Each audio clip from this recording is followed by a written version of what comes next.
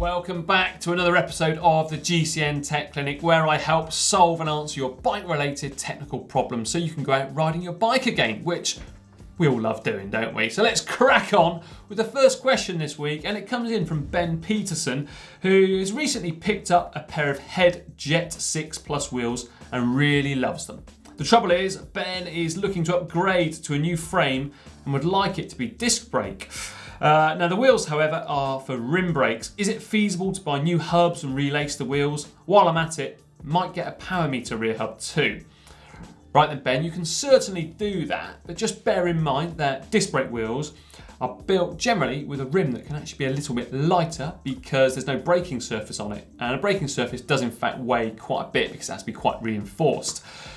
Now, if I were you, if I was in your position, Ben, you're not going to like this because I know you've just bought those wheels. I'd actually be tempted to sell them on as virtually new, or only used for a few hundred miles, something like that, and actually buy a pair of disc-specific rims and wheels because, well, you're probably going to look back and think, why didn't I do that in a couple of months' time? So that's what I would probably do. Choice is yours though, how much you want to spend. Next up, we've got a question from David Stewart. Now, David sounds to me like he's just got the bargain of the century. He's bought a Doors Lightning from 1981 for the grand price of £35. Now, David says he's looking at upgrading some of the components, including the wheels. The frame dropouts are designed for wheels with the old through-on bolt type hubs, so the ones with nuts, like 15mm nuts on the end of the axles. Will David need to make any adaptations to the frame if he wants to put quick release wheels on? Keep up the great content. Right, David, like I say, bargain. Now, unless the frame and forks have been designed with massive oversized axles in mind, which is pretty unlikely, you will be able to use quick release wheels on there. This sounds like a great project you've got on the go there, so go ahead, do it. Once you've finished all of those upgrades, make sure you take a picture before and after, submit it for the GCN Tech Show using the uploader tool down below. Screw riding upgrades, buy upgrades, because that is a prime candidate. Go on, David, fill your boots. I want to see that Doors. Sounds a classic, mate. Next question comes in from Green King 77, who's new to road bikes and road riding and wants to know, can they put a 28mm tyre on the rear wheel where they get most of their punctures and still use a 23mm up front? Or will the different sizes produce some unwanted effects? Welcome to the road bike game. Now, you can certainly do that. In fact, I used to do that for a number of years. I used to have quite a bit of comfort on the back in the winter, so a 28 like you say, and a 23 on the front. Never found anything unusual really with the handling, but admittedly, it was only for winter riding I used to do that. So I was never really pushing it through corners specifically or anything extreme, let's say. However, this past winter I actually went up to 25mm on the front, and this winter coming I'm going to go 28 just for pure extreme comfort. Now, I don't reckon you're going to notice anything different really, to be perfectly honest, especially if you're new to road cycling. Now, because the difference is only 5mm front and rear, so what's that, 2.5mm either side. But you might want to go 25mm on the front. I think you'll probably find it a little bit more comfortable there too. As for if I was racing, I certainly wouldn't vary it by more than 2mm. I think because then you start to push things a little bit more and you really want the evenness front and rear. So yeah, I hope that's been able to help answer your question. Next question is from Gabriel, and Gabriel says they have a problem with the front derailleur. And the problem is when in the lower gears, the front derailleur touches the chain. So Gabriel has tried to adjust it, turning the L screw anti-clockwise, but it doesn't do anything. Turning the screw clockwise does push the derailleur outwards. Just can't get it to move in. What is up? Right then, Gabriel, best thing to do on this one is to unclamp your front derailleur cable and then put it so that the gearing combination is in the small chainring at the front, and then at the rear you are in the easiest gear, the one with the biggest number of teeth on that cassette. And then adjust that screw, the L screw, in clockwise enough, or anti-clockwise, it depends really on the current situation where you are, so that the inside of the front derailleur cage is about 1mm away from the inside of the chain. I hope you're still with me.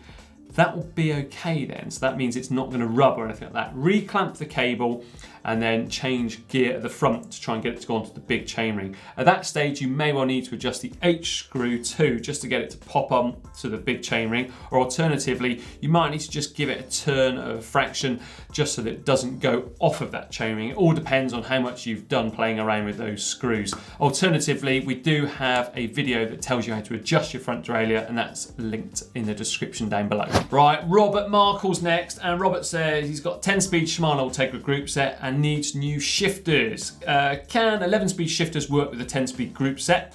Robert remembers years ago that Bike Tech bailed him out when he ordered 9-speed 1132 for climbing with a 10-speed group set. You were lucky in that case. Hoping though, Robert is, that they can make the other way round, as they have a complete complement of cassettes. 1121, my favourite, 1125 and 1128. Robert would hate to have to sell it off. Robert, I'm afraid not. The tolerances between 11 and 10 just will not work. It's likely you'll get a few gear shifts here and there, but the accuracy of it will totally go out once you start moving up or down through the cassette. I'm afraid you're going to have to bite the bullet and buy new components one way or the other. Next up, we've got Yule Janssens, who says, hello John, I have a question about WD40. I think this one's for Simon Richardson really, because he absolutely loves the stuff. I want to know if I can put WD40 in a Freehub. I have Mavic Caserium Elite S wheels from 2015. Thanks. Right then, Yule, I'm unsure what exactly you're wanting to do with the Freehub, but if you're wanting to put it in to kind of replace the grease that the Freehub body generally needs on the inside where it mounts onto the axle assembly, I wouldn't use the normal WD-40 for it because the consistency of it is a little bit thin, to be perfectly honest with you. Instead, you could use some of the spray grease in a can that WD-40 make, because you have mentioned WD-40 specifically. Alternatively, use just some very thin grease. So get yourself enough, like a pea-sized, enough, and just rub that around on the inside of the Freehub body before reassembling it. What's important here is you don't use too much, because if you use too much, it could actually gunk up the pawls and the springs, which won't allow you to have the freewheel mechanism working, or in fact, allowing you to engage into the hub shell itself. So just go easy with it, don't overload it with grease. GNX157 wants to know, they've got a 10-speed Dura 7900 bike. I absolutely love that group set. And they're wondering if they can swap in a Dura-Ace 9000 rear derailleur and keep all the rest the same. Now, GNX157 says the indexing is in the shifter, so should I be okay?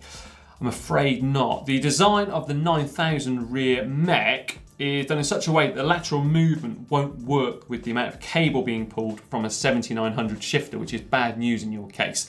Basically, 11-speed components are made with such tight tolerances for the cog spacing that they only will in fact work correctly or properly, in my opinion, with other 11-speed components. So I'm afraid, yeah, if you want a 9000 rear mech, you're going to need 11-speed shifters too. And the final question this week comes in from Luke Thiel, who says, hi John, I'd like to convert a 9-speed setup to an 11-speed so I don't have to change the 11-speed cassette on the turbo to swap bikes. Will replacing the shifters, front and rear derailleurs and the chain with 11-speed components work without replacing the 9-speed crankset? Or do I need to replace the entire group set? Hi Luke, that is correct, it will work. A 9-speed chain set will work fine. Although I don't recommend it, I've used it and it does work okay. The only thing you need to consider here is the wheel or the Freehub that you are going to be fitting a cassette onto going forward, because Mavic and Campagnolo, their Freehubs allow 9, 10 and 11-speed cassettes to fit on there absolutely fine. Whereas Shimano, if you've got a 9-speed Shimano Freehub, you can't put an 11-speed cassette on there. It just doesn't work, I'm afraid, unless you hack away at the back of the Freehub body, which I wouldn't recommend. So probably the most cost-effective way would be to buy a hub and have a wheel rebuilt, but then you've got to factor in the labour, the spokes, as well as the hub itself. So probably just trying to get a separate rear wheel would probably be more cost effective, quite likely, by the time you find a decent wheel builder that you can totally trust in. I hope that that's helped solve it, but yeah, I do like these compatibility questions. Anyway, that is it for this week's GCN Tech Clinic. I do hope that I've been answer your technical related bike problem, question or query. If not, make sure you leave it down there in the comment section so I can get to it and get you rolling as soon as possible on your bike. Also, remember to like and share this video with your friend. And don't forget to check out the GCN shop at shop.globalcyclingnetwork.com. We've got so much for you to spend your pocket money or your hard-earned cash on indeed. Now, for another great video, how about clicking just down here?